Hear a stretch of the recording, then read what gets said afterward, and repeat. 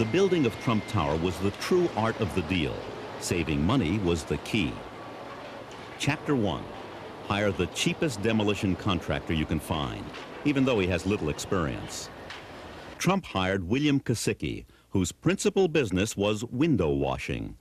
Kosicki, in turn, hired what became known as the Polish Brigade, more than 200 immigrants with no working papers who were paid one-third the union rate and worked under difficult conditions.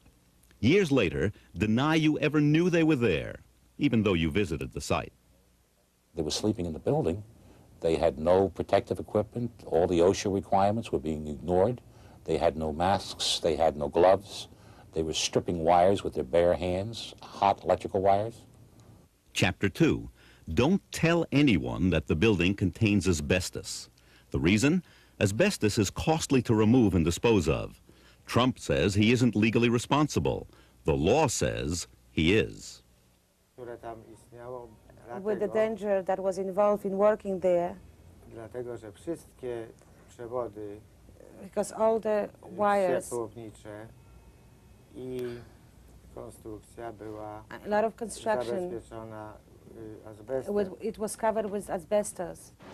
Chapter 3. Hire a waste hauler who doesn't care what he carts and knows how not to leave tracks.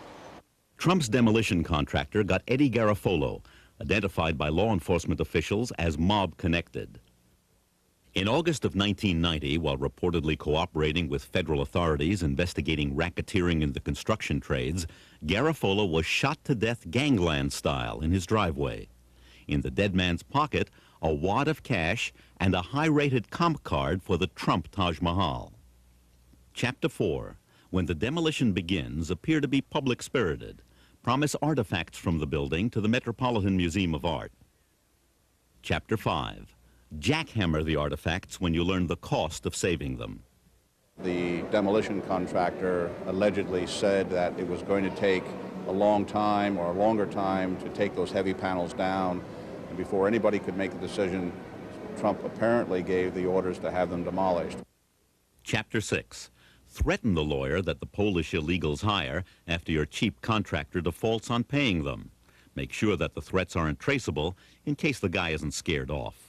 Mr. Barron had told me in the one telephone conversation that I had with him that Donald Trump was upset because I was ruining his credit reputation by filing the mechanics liens, and that Mr. Trump was thinking of filing a personal lawsuit against me for $100 million for defaming his reputation.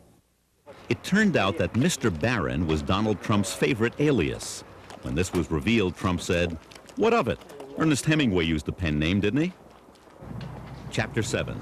Manage to stay out of trouble when your contractor is tried, found guilty, and fined for not paying his Polish illegals. And at any moment, this should have fell out of bed.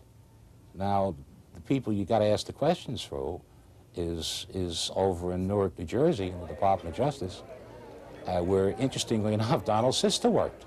She was the number 3 person in the office. The assistant U.S. attorney said, don't mention the name Trump inside here. If you want to talk about Trump, just say, let's go outside and take a walk. At the time, Trump's sister was an assistant in the U.S. Attorney's office in Newark. Today, she's a federal judge. Chapter 8. Have Daniel Sullivan make peace between the union and non-union workers on the tower. In late July, July 27, Donald called me and asked me to please come to New York because he had a major problem.